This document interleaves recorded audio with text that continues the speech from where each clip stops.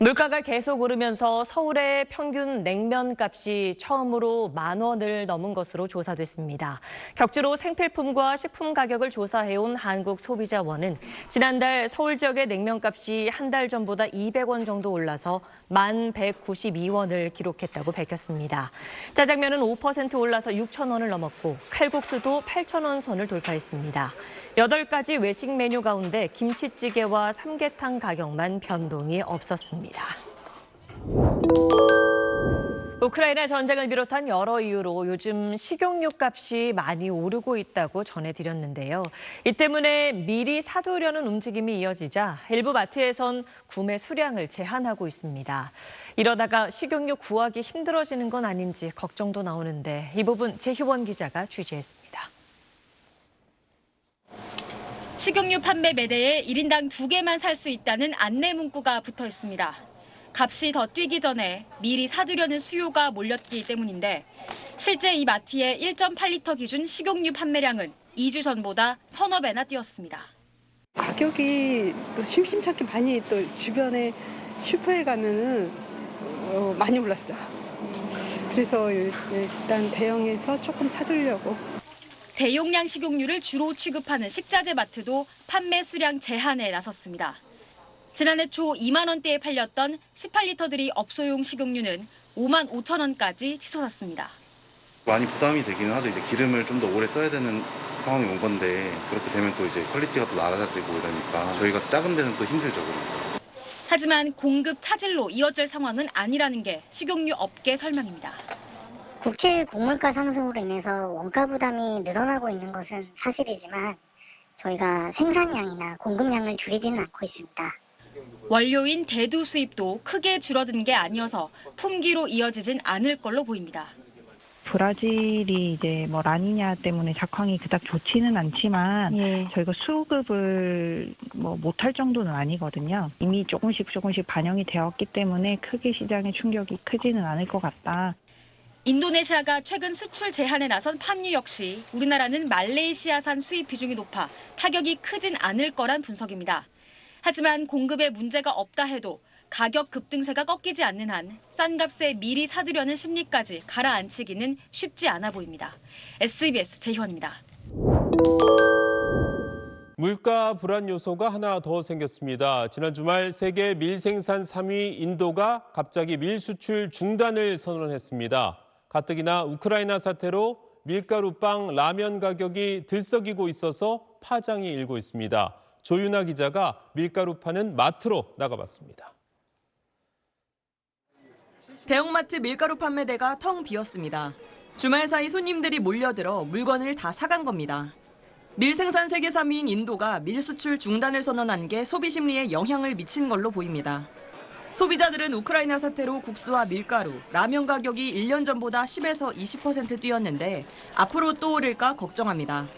아침에 빵 같은 걸 많이 먹으니까 또 라면도 야식으로 많이 먹으니까 좀 부담이 되는 것 같아요. 세일하는 품목 찾아서 구매하기도 하고 약간 그런 식으로 조금 부담이 많이 느끼고 있어요.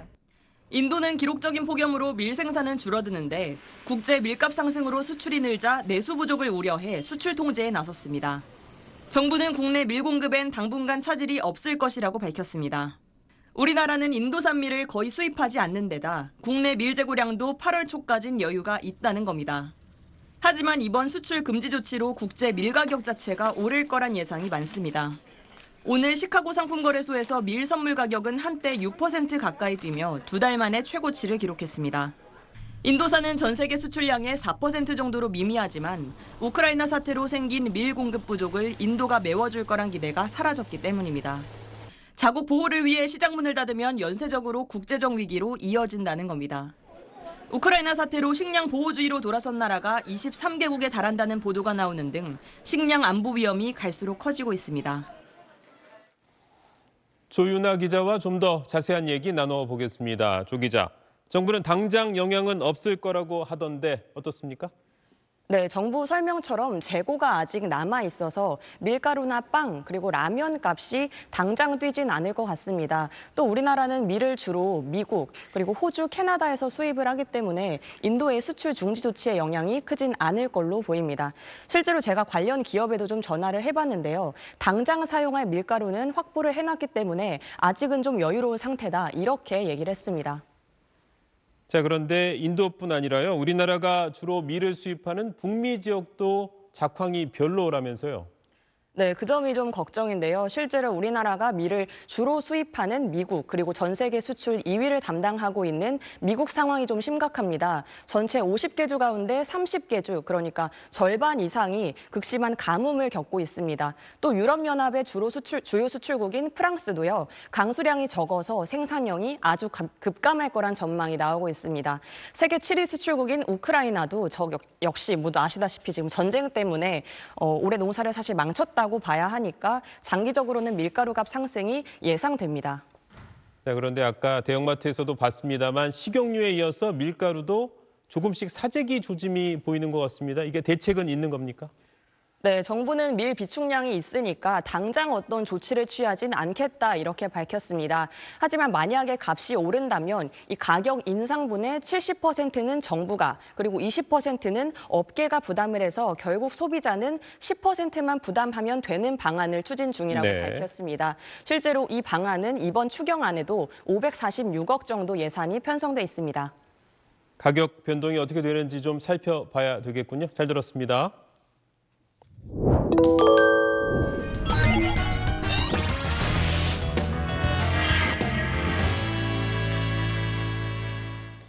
네, 친절한 경제 시간입니다. 오늘도 한전 기자와 함께하겠습니다. 한 기자 안녕하세요. 안녕하세요. 요즘 저희가 오른다는 소식 너무 많이 전해드리는 것 같은데 네. 이제는 이제 밀가루 값도 많이 오른다면서요?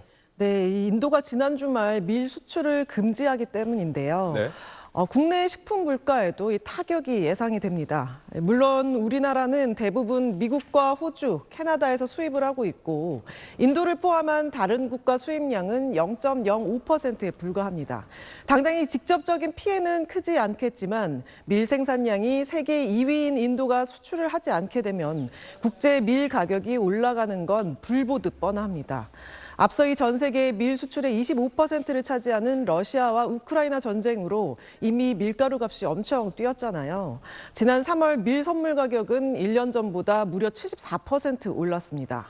또 올해는 이 기상 악재까지 겹치면서 세계 밀 생산량이 지난해보다 이 4.4% 줄어들 거란 전망이 나왔고요. 이번 인도의 수출 금지까지 더해지면 곡물 대부분을 수입에 의존하는 우리로선 밥상 물가, 외식 물가 올라갈 수밖에 없습니다. 그러면은 인도가 왜 갑자기 이렇게 밀 수출을 중단하겠다고 발표한 겁니까? 네, 이 지난달 인도 밀 수출량이 1년 전보다 5배나 많았었거든요. 네. 또 이 지난 11일까지만 해도 밀 수출 제한은 없을 거라고 하다가 이틀 만에 입장을 바꾼 건데요. 인도 정부는 식량 안보 확보 때문이라고 이유를 들었습니다. 우선 지난 3, 4월에 때이른 폭염으로 생산량이 줄었고요. 또 지금 우크라이나 사태로 국제 밀 가격 진정될 기미가 보이지 않고 있잖아요. 전 세계적으로 이 밀가루 값이 뛰면 밀 생산 유통업자들 입장에선 밖에다 내다 파는 게 유리한데 이렇게 되면 이 내수 시장에 공급되는 밀가루가 줄면서 가격 상승과 품귀 현상이 나타날 수밖에 없습니다. 또 지난달 이 인도 물가 상승률이 8%로 8년 만에 이 최고 수준을 보이면서 내수 시장 공급을 최우선으로 하겠다는 원칙을 내세우게 된 겁니다. 그러니까 이제 인도도 자기네들 쓸 것도 없다. 지금 이런 논리인 거군요. 그렇죠. 네, 이런 식으로 지금 자원을 중심으로 한 자국 우선주의 이런 것들이 지금 전 세계적으로 좀 확산하고 있는 그런 분위기라면서요. 네, 이 전 세계적으로 이 원자재, 원재료값 많이 뛰었잖아요. 자원을 보유한 국가들이 수출을 중단하거나 비축을 확대하는 모습인데요. 인도 이전에 인도네시아에서 이미 시작됐습니다. 세계 1위 석탄 수출국인 인도네시아가 지난 1월 한 달간 석탄 수출을 금지한 적이 있었는데요. 국제시장 석탄값이 톤당 150달러로 오르자 석탄업자들이 다 수출을 하면서 자국 내 발전소 가동이 멈출 뻔했기 때문입니다. 또 지난달 말에는 자국 식용유 값이 안정될 때까지 팜유 수출을 중단했잖아요. 국제 식용유값 끌어올린다는 외부 비판도 있었지만 인도네시아 대통령은 세계 팜유 최대 생산국에서 중국에서 식용유 품귀 현상이 아이러니라며 꿈쩍도 안 했습니다. 이뿐만 아니라 이집트도 이 3개월간 밀과 콩 같은 주요 곡물 수출을 중단했고요. 터키와 아르헨티나, 세르비아도 이미 수출을 금지했거나 검토하고 있습니다. 참 이런 분위기가 계속 이어지면은 진짜 전반적인 물가에도 되게 나쁜 영향을 줄 것 같습니다. 근데 이제 오늘 우리가 주로 얘기했던 밀가루 같은 경우에는 이미 한번 올랐는데 앞으로 더 오를 가능성이 있다. 뭐 이런 거잖아요. 그렇죠? 그렇죠. 네. 근데 이제 지금 이미 너무 많이 올라서 좀 이렇게 헉헉거리게 만드는 게 기름값이잖아요. 그렇습니다. 특히 경유값 너무 많이 올랐는데 정부가 조금 뭐 이렇게 지원을 해주는 방안을 고려하고 있다면서요? 네, 이 화물차나 택배차 운행하는 생계형 운송 사업자들이 대부분인데요.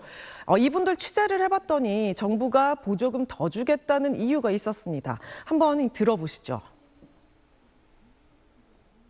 예전에 그 기름 들어가는 한 달 비용보다 지금 한 100만 원 정도 더 들어가요. 미비한 수준으로 지금 보조를 받고 있는 상황이고, 그러니까 아무런 뭐 실질적으로 느낌은 없는 거죠.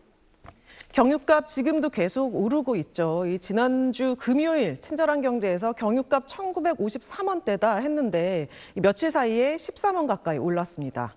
1년 전에 비해선 600원 넘게 오른 데다 유류세와 연동하는 유가 보조금도 이번 달 유류세 추가 인하로 더 줄었고요. 이걸 보완하겠다고 만든 유가 연동 보조금, 그러니까 이 경유값이 기준 이상으로 올라가면 상승분의 50%만큼 추가 지원하고 있지만 기준을 이미 오를 대로 올라버린 3월 유가 1,850원으로 잡아서 너무 높다는 의견 많았습니다. 그래서 이 정부가 이 유가 연동 보조금을 손봐서 더 주겠다는 거고요. 이르면 이번 주 후반쯤 발표할 것으로 보입니다. 네, 오늘도 잘 들었습니다. 고맙습니다. 다음 소식입니다. 오늘 대통령도 언급을 했듯이 물가 문제 정말 심각합니다. 우크라이나 사태로 원유 가격이 치솟으면서 석유류는 34%나 올랐고 전기료와 가스, 또 수도 요금도 줄줄이 올랐습니다. 가공식품, 공업 제품도 훌쩍 가격이 뛰었고 각종 서비스 물가도 가파르게 오르고 있습니다. 월급 빼고 다 오른다는 말이 실감날 정도라서 임금을 올려달라는 요구도 거셉니다. 먼저 재희원 기자가 전하겠습니다. 임금 인상 요구는 대기업에서 먼저 시작됐습니다. 삼성전자는 지난달 노사협의회를 통해 연봉 9% 인상에 합의했습니다. 하지만 노조는 여기엔 성과 인상분이 들어있다며 추가 인상을 요구하고 있습니다. 현대차 노조도 지난해 2배가 넘는 월 16만 5,200원의 기본급 인상안을 사측에 제시했습니다. 네이버와 카카오 같은 IT 기업들은 경쟁적으로 개발자 영입에 나서면서 올해 10%대 임금 인상이 예상됩니다. 임금은 2018년 이후 매년 낮아지던 추세였는데 지난해 확 올랐습니다. 기업 노사가 단체 협약으로 정한 협약 임금은 지난해 3.6% 올랐는데 올해는 더 오를 걸로 보입니다. 지난해 기업 실적이 좋았고 최근 소비자 물가마저 치솟기 때문입니다. 물가는 오르는데 급여가 그대로면 실질적으로는 소비 여력을 주는 거라 임금 인상 요구는 불가피한 측면이 있습니다. 하지만 임금이 오르면 물가가 오르고 다시 물가가 임금을 자극하는 일이 반복될 수 있어 문제입니다. 전반적으로 원가에서 이제 임금이 차지하는 비중에서 또 임금이 오르면은 기업들이 최종 소비자 가격에 반영을 시키는 거고 선순환 쪽이 아닌 악순환 쪽으로 가는 어떤 이런 문제에 부딪혀 있는 상황이다. 결국 인플레이션을 잠재울 수 있다는 믿음을 주는 게 필요한데 윤석열 정부에게 주어진 숙제입니다. SBS 재희원입니다.